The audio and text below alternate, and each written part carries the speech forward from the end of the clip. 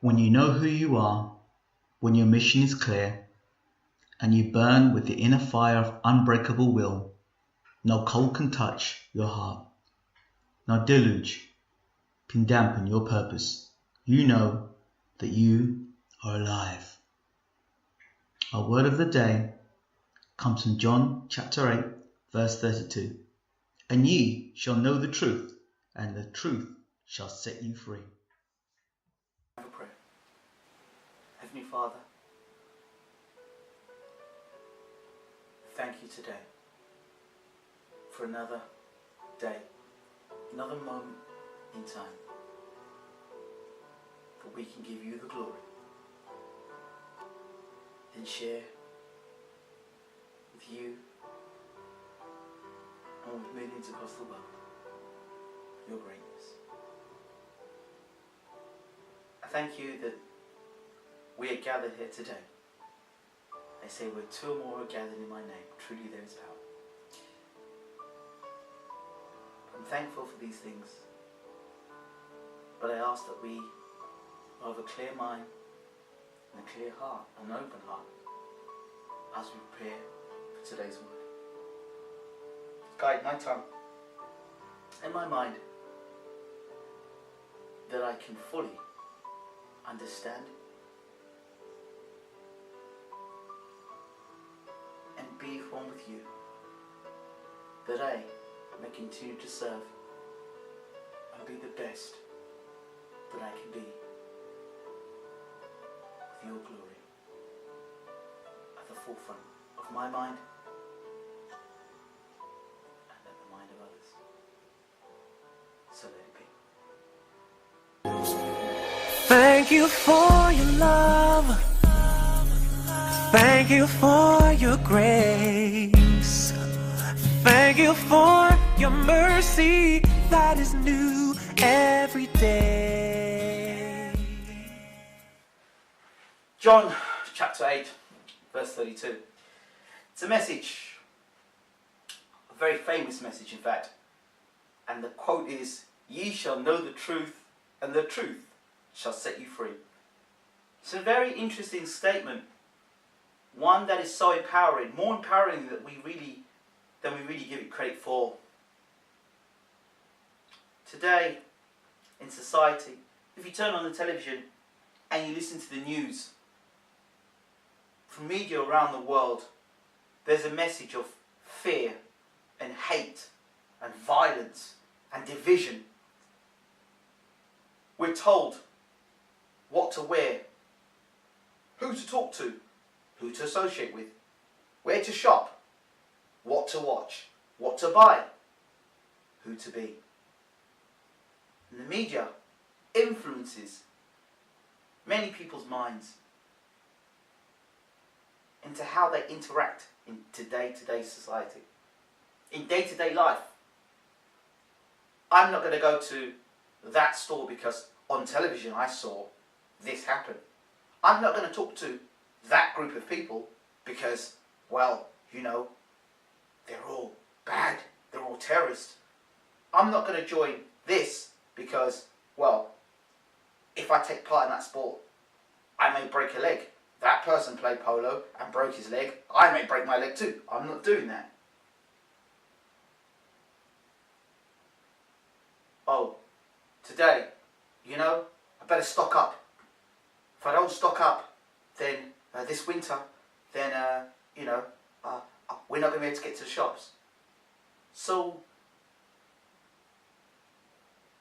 we act out of fear rather than acting out of knowledge and truth. The people in the media are telling you their truths. That's what they believe to be their truths. But the question today is, what is your truth? What is going to set you free?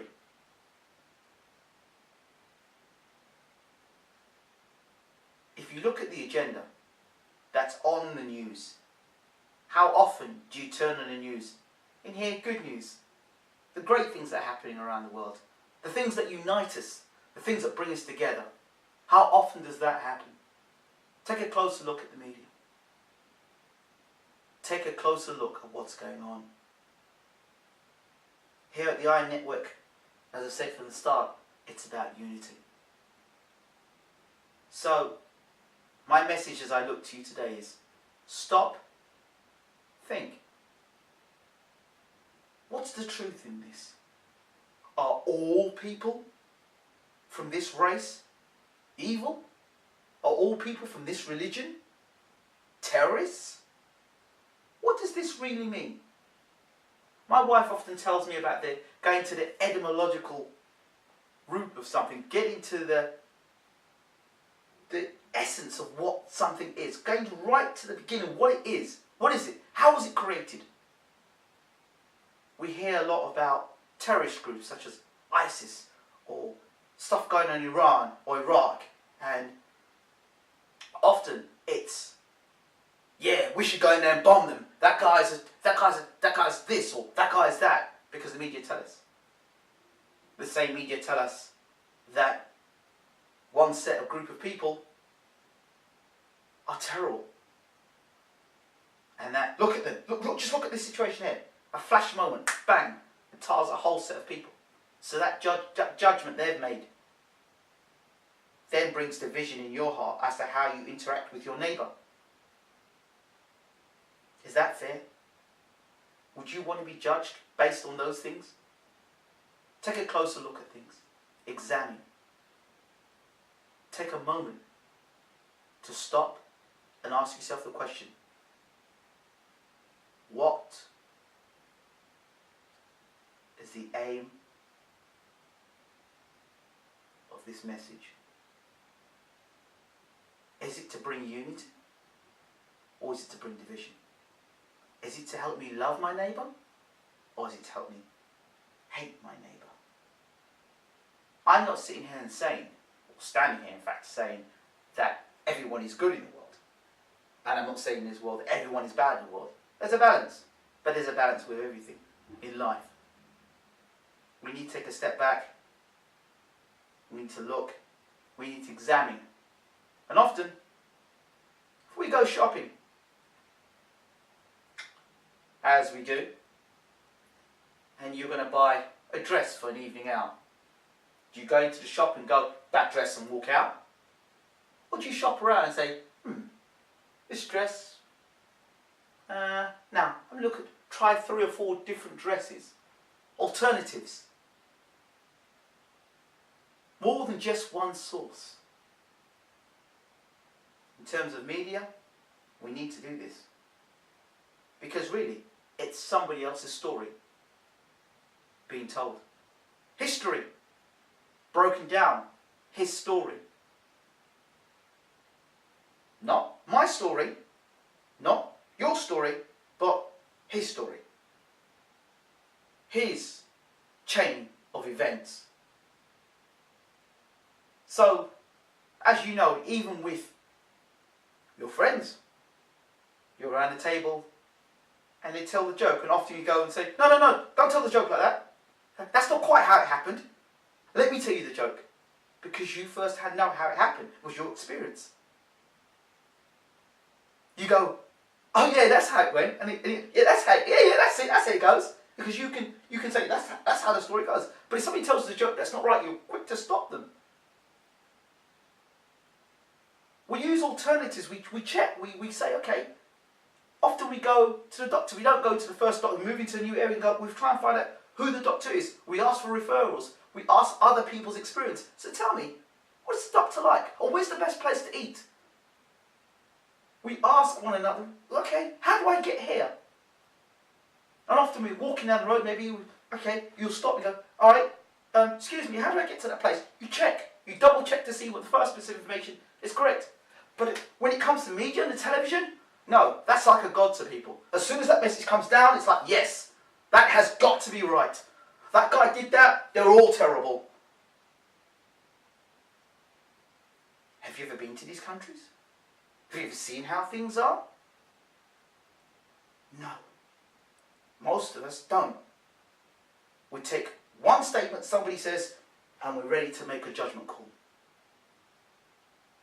But let me ask you this question, as I finish. It also says, do unto others as you wouldn't like done unto yourself. How would you like it if you were innocent and someone made a judgment call on you? And you were on that television and you were innocent. And the same way that you said, that's it. He's definitely done it. He looks like he's done it. I know those kind. It's typical of that religion. How would it be for you? Being that person that's up there, caught in the wrong place at the wrong time.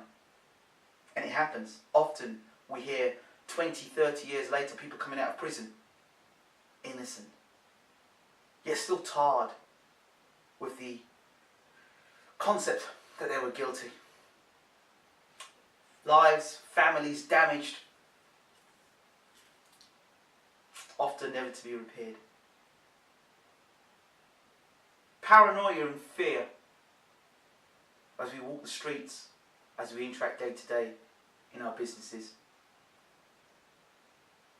That which you fear, challenge that fear and replace that fear with a knowledge of truth. Because when you've got truth, fear cannot stand up to truth. Fear has to go away. So you can live your life in fear and panic and paranoia and hate and judgment. Or you can say love, truth, justice, honesty, openness, non-propaganda.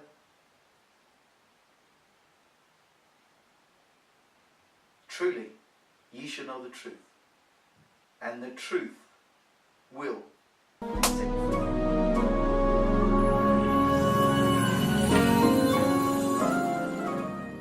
I come to you by way of divine inspiration and by the way of the I am that I am, the unifying principle, the source, omnipotent, omnipresent, transcendent reality, the undivided and absolute truth, the illuminating light, the quintessential illuminating light, the indwelling spirit in all of us.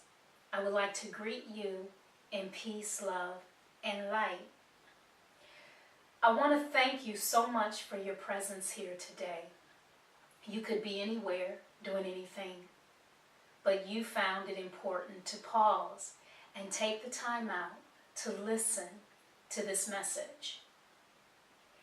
Now, for those of you who may be sitting back listening, who may feel that I like being heard or seen, it's not about that.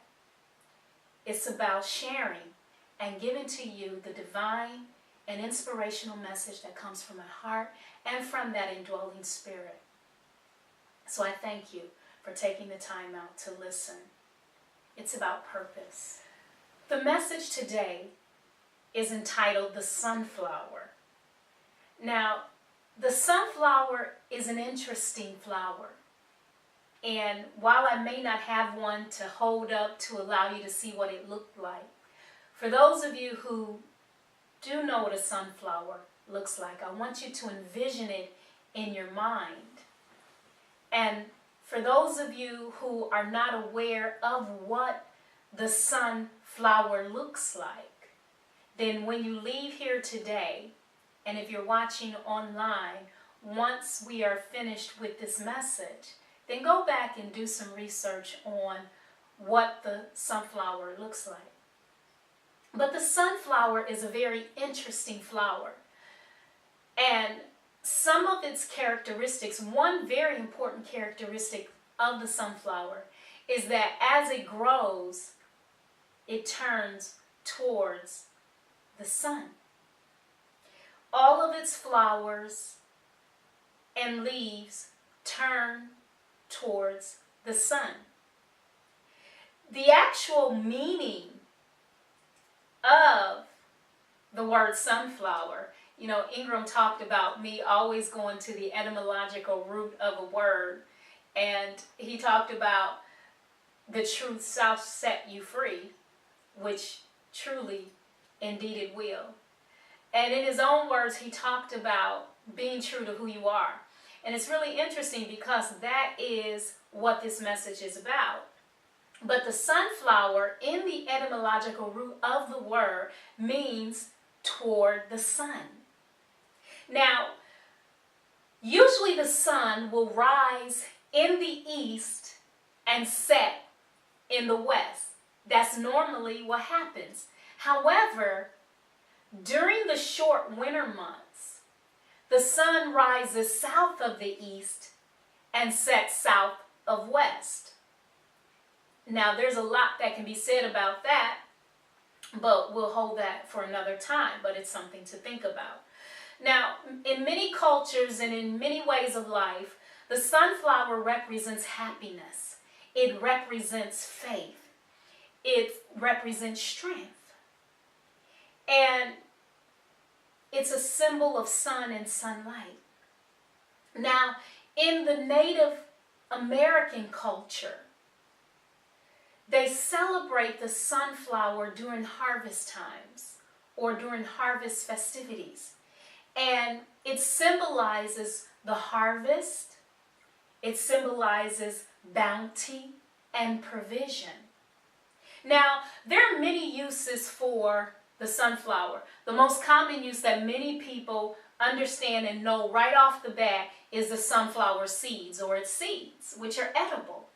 And then some of us who use to cook sometimes with sunflower oil, we're familiar with the oil. But it's also used, the petals are also used as dye or coloring. So there's many uses for the sunflower seed or for the sunflower. Now, the sunflower is a resilient and adaptable flower. It not only feeds the birds and the multitudes. The number of seeds that this flower produces is amazing. But the thing about the sunflower, in being resilient and being adaptable, it can grow in the hottest and driest of summer climates. But also, it can grow in the most disturbing types of soil. That's something to think about. Now, in the sunflower, if you're visioning the sunflower you see is a large flower. It has this large center head, like sphere to it, or disc. Now, and then you'll see all of these different petals. Now, the thing about the center of the sunflower is that it's actually a composite or gathering of many different smaller sunflowers and also a whole lot of seeds. Now, the number of petals is also interesting on the sunflower because it has the number of petals is what is considered the Fibonacci number. Now I want to break that, what that means. A Fibonacci number is a number that is the sum of the two numbers before it.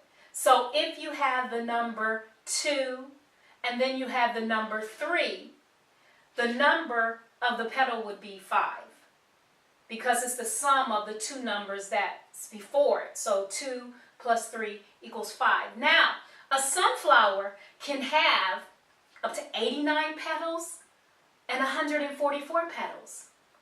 But that's the way the petals are formulated on the flower, and it all depends on the size of the flower, whether it's a very large flower, a medium-sized flower, or a small flower.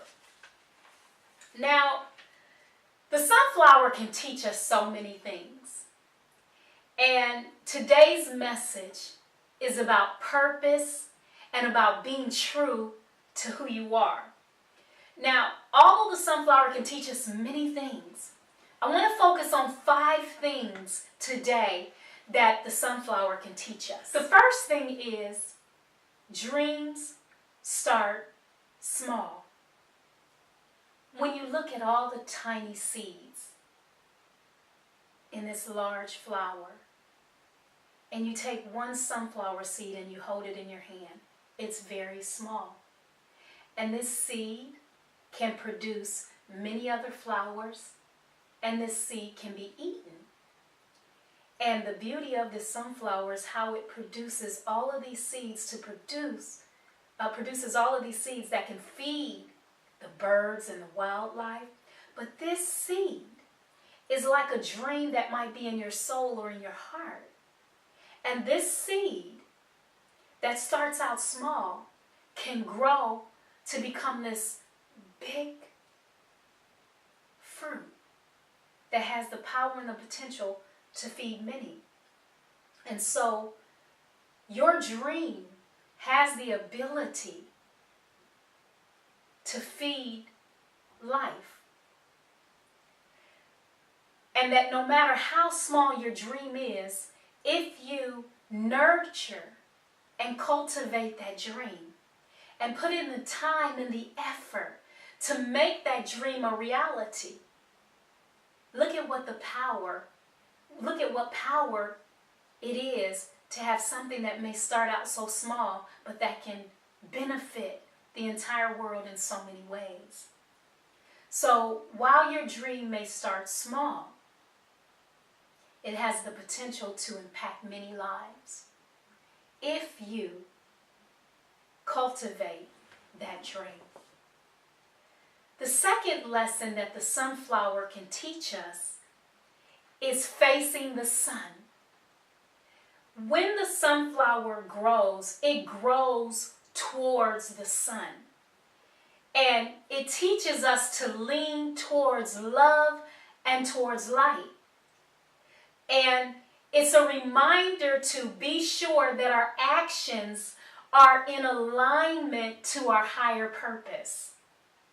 And that when we're living life and we're taking action and when we're behaving and we're doing the things that we're doing in our daily life, to make sure that we're doing it always in the spirit of love and light.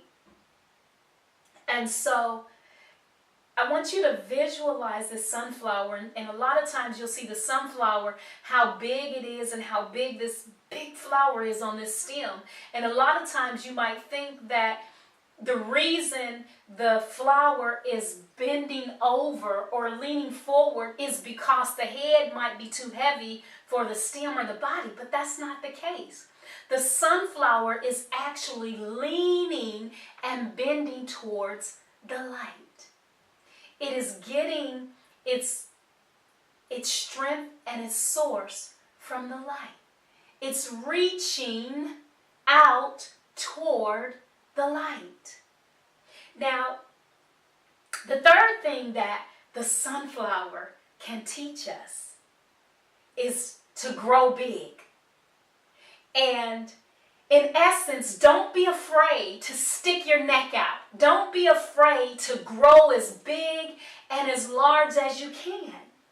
You don't have to ask permission to do what you were born to do. You don't have to ask permission to cultivate those gifts within you. You don't have to ask permission or seek approval to be what God has created you to be from the very beginning.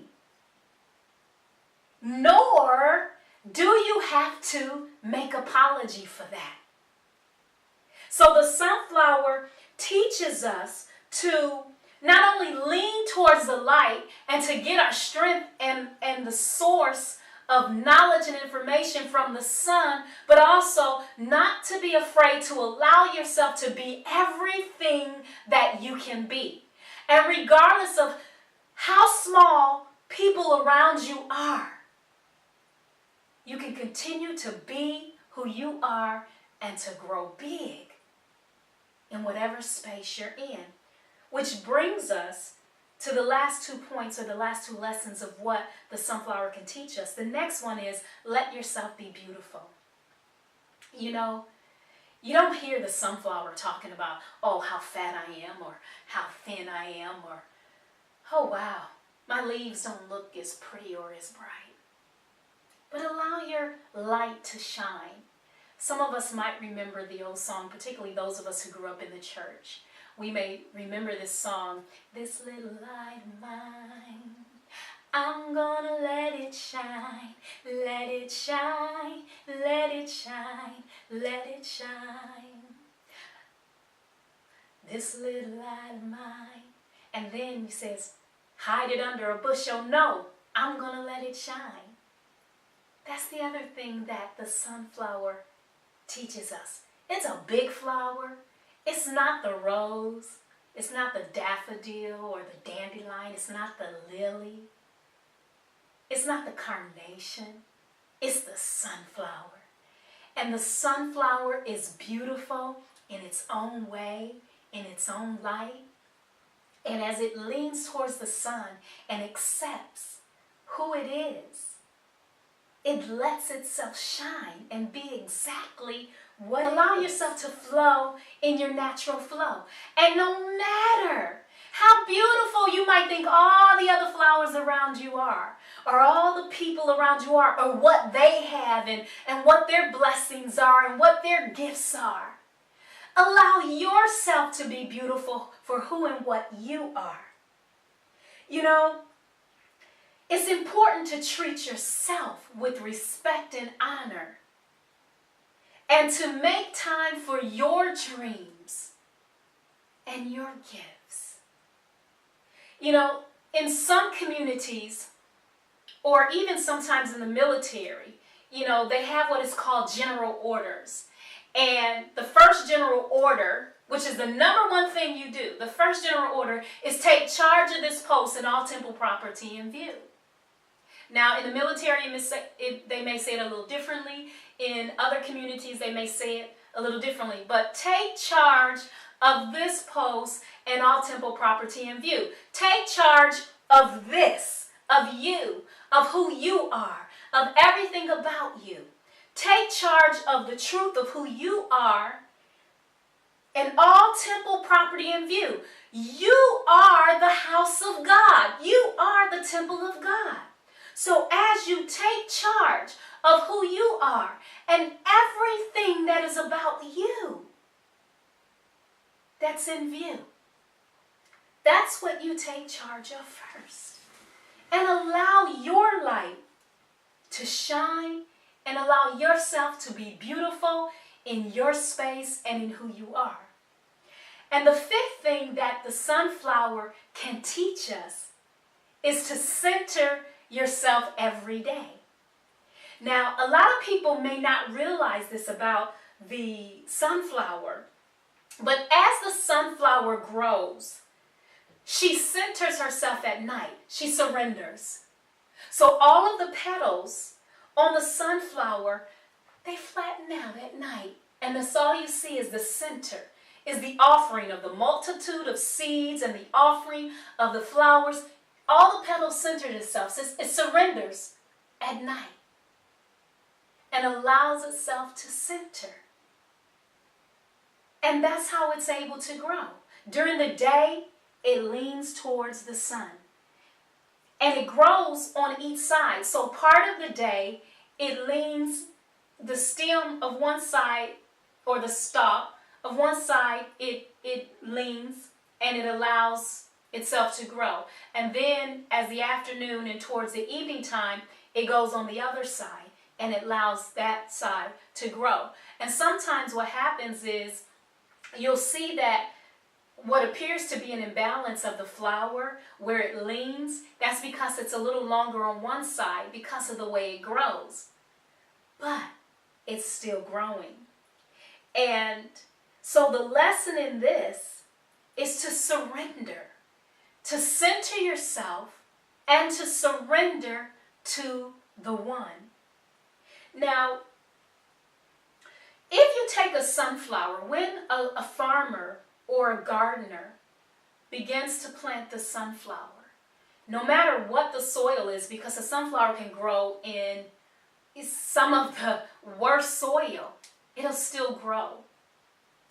It grows because the strength and how far and how wide or how high it grows is because it leans towards the light, towards the sun. So as a farmer plants the sunflower in what I'll call a garden wall, initially the wall is there to help protect and to keep the sunflower safe so it'll grow. So it's in this wall and it's growing in the confounds or the confine of this wall. But eventually, as it continues to grow, it eventually grows so much taller than this garden wall.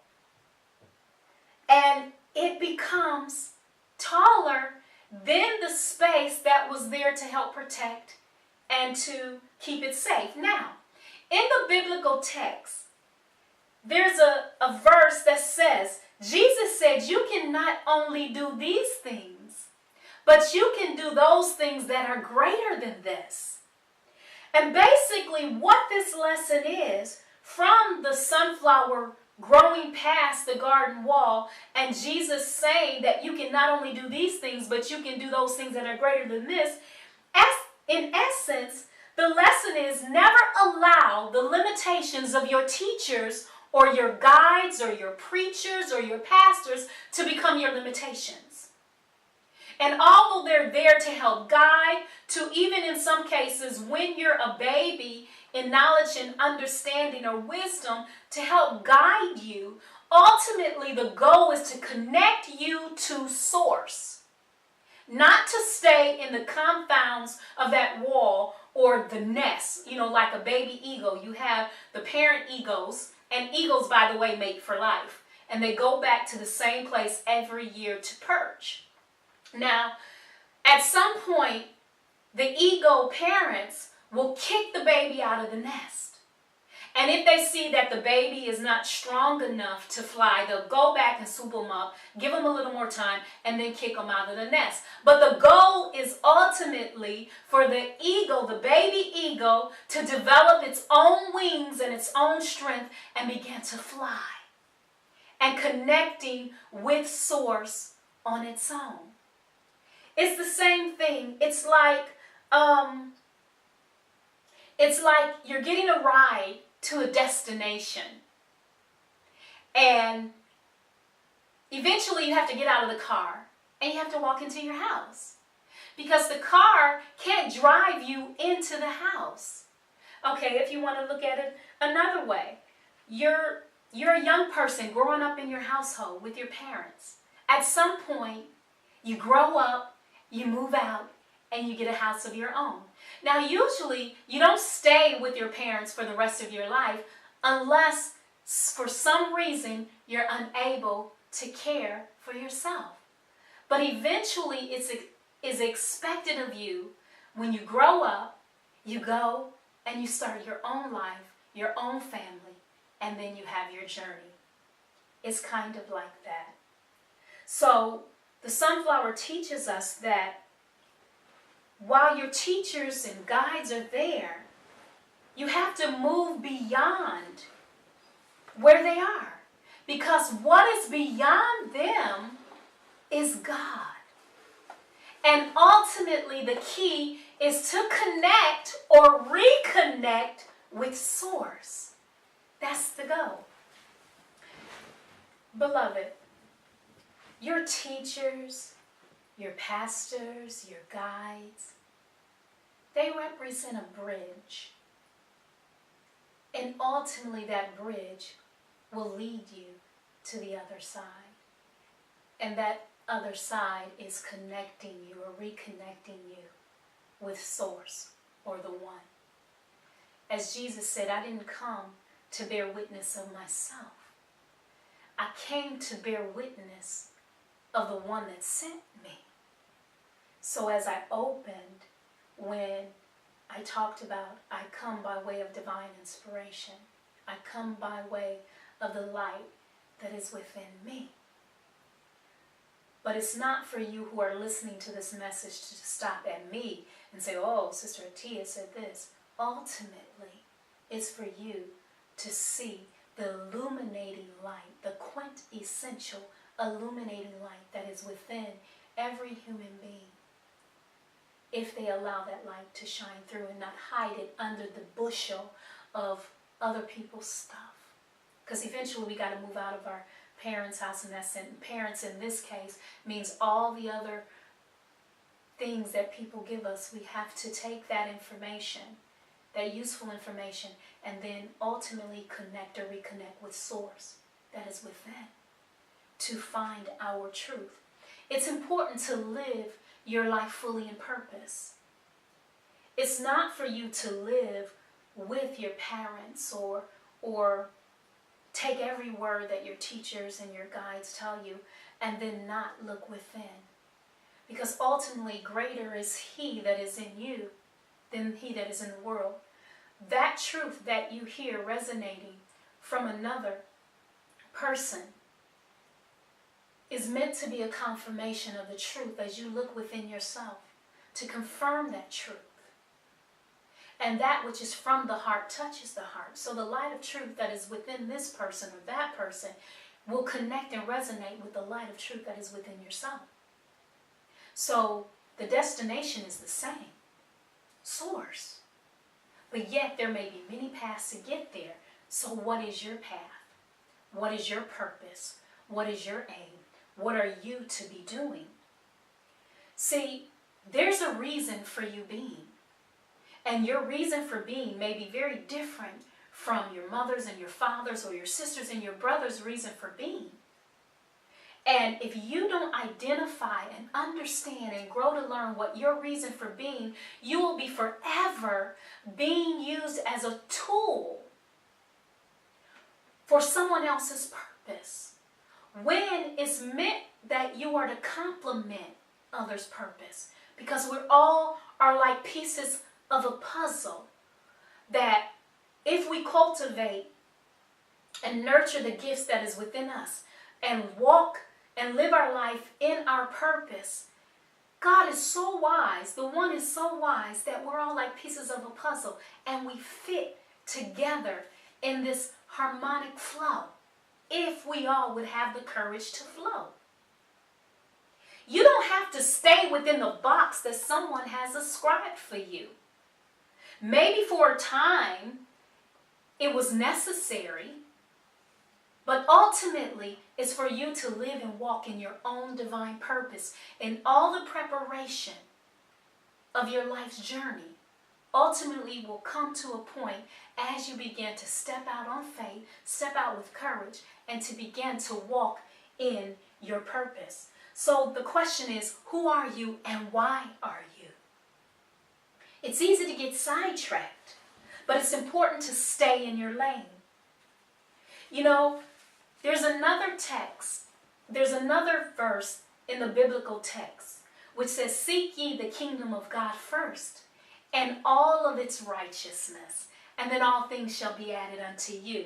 Seek ye, seek, pursue, search for, ye, you, yourself, thee, thou, you. Search within yourself. The kingdom, the nature, the ruler, the kin, the family. Dome, house. You are the house of God. Force and power. Righteousness, that which is excellent. So in other words, pursue, perceive, search for the excellence and beauty that is within yourself and your own nature before anything else. You are the real house of God. And then all things, everything else you want, will be added unto you, because in you is a treasure. You are a treasure chest. And it's up to you to mine out and cultivate the treasure that is within, your gifts, your talents, your purpose. So as I close, it's like you going on a trip. You know, when you first were born into this dispensation of time, or you began your journey in this side of the sphere. You were given money, or you had money. It's like when you're going on a trip or vacation. You have money, you have the resources you need to pay for the hotel, to pay for the rental car, to pay for whatever it is you need. And that's what that's meant for. But if you don't use the resources, if you use up all your resources to pay for somebody else's hotel room and rent and all of the things that they need to pay for, and you neglect yourself and you don't pay for what you're supposed to pay for, where does that leave you? It's the same thing. When you're born into the world, you were given resources to go about through life, and it's up to you to cultivate your resources, meaning your gifts, your talents. And the destination, or where you're going on vacation, is like your purpose, what you're there for. And so it's important that you use your gifts and talents for what you were born into the world to do. It's important. So as you reflect on, in my closing, the sunflower and how it looks towards the light, towards the sun, it fulfills its purpose. And it feeds the multitude because it spends its daily life growing and producing and cultivating. And so it's able to have seeds to reproduce and feed humanity, feed the wildlife. And as it grows, regardless of whether it turns east or west, no matter which way it faces, it surrenders and it grows. It bows to the one.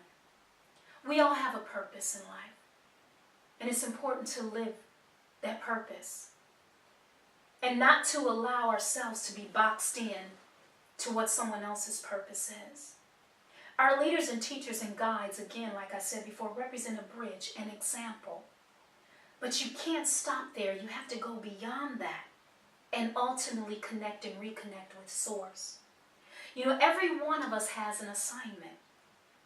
And that assignment was given by the One. We don't need permission to fulfill that assignment, nor do we need to make apologies for doing it. And regardless of who doesn't understand your walk or the purpose or your purpose, the only thing you can do is continue to share, to be an example, and allow your light to shine. And ultimately, they will see the example and they will begin to flow as you flow in their purpose.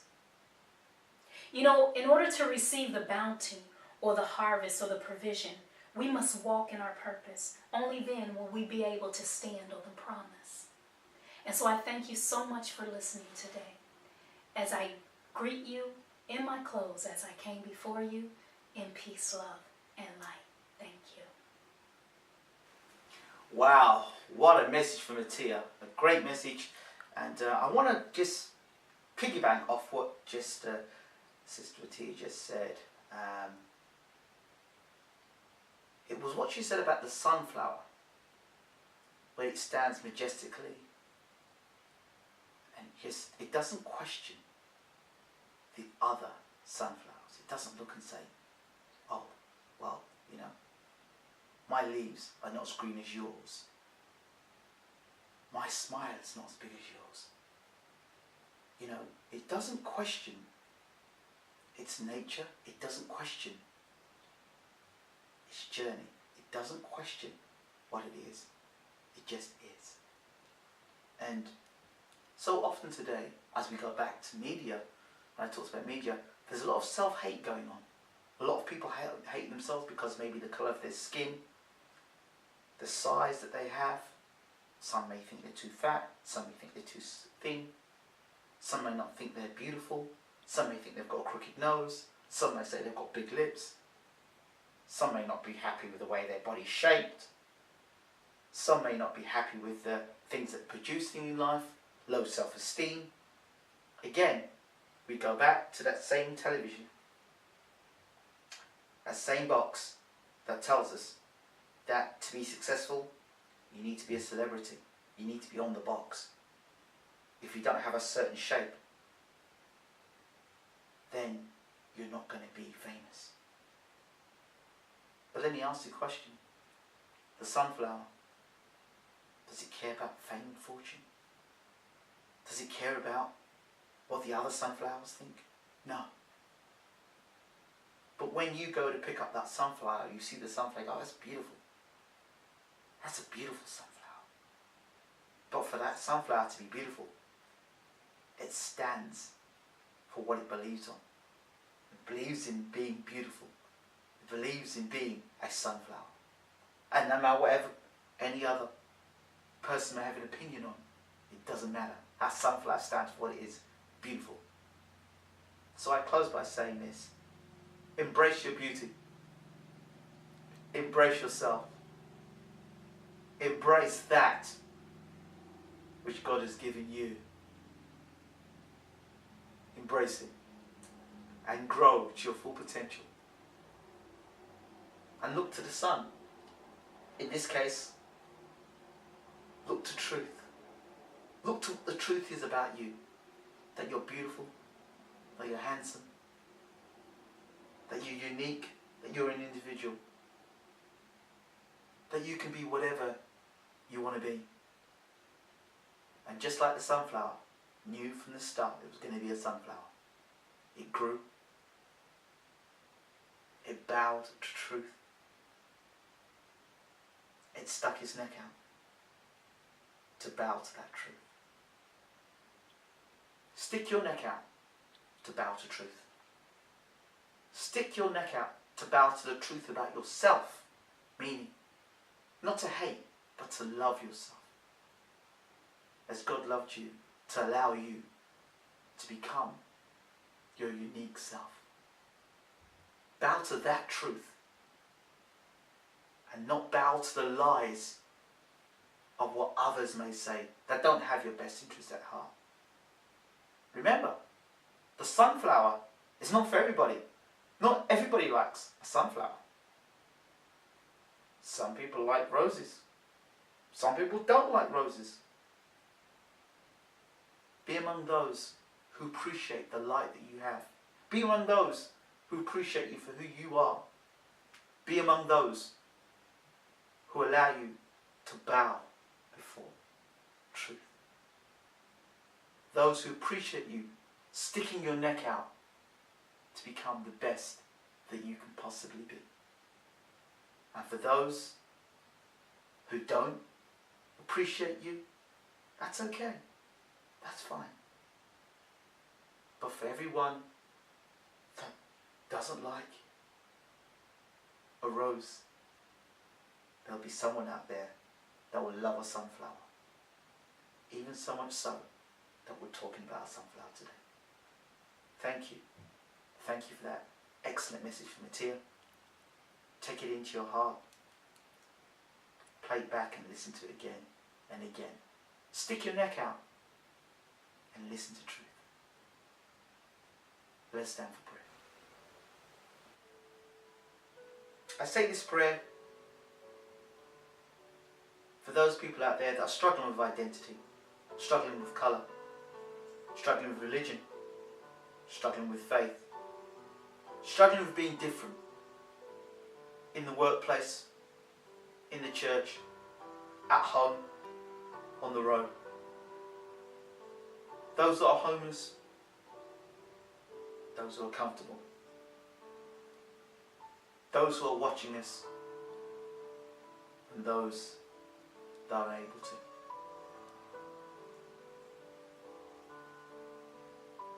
Follow me with this prayer. Heavenly Father, at times I don't like who I am, what I am, and what I have become. There are many people that say nasty things about me, and I don't feel as if life is for me.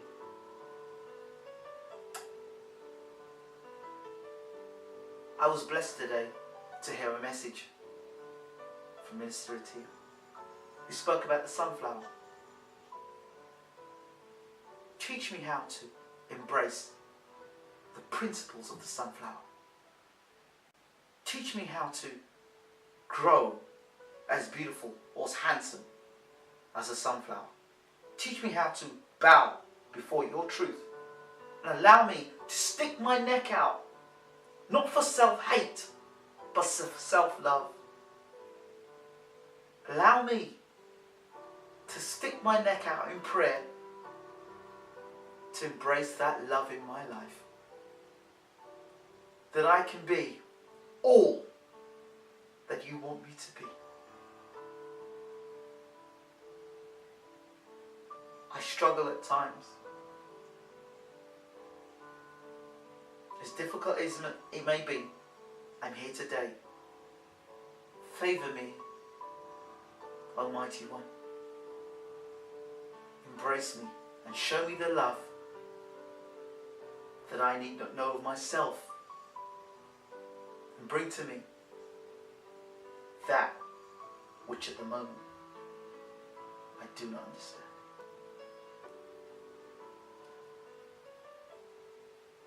So let it be. May the road rise to meet you.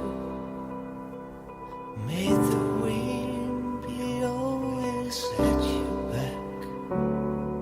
May the sun shine warm upon your face, and the rain fall soft upon your fields and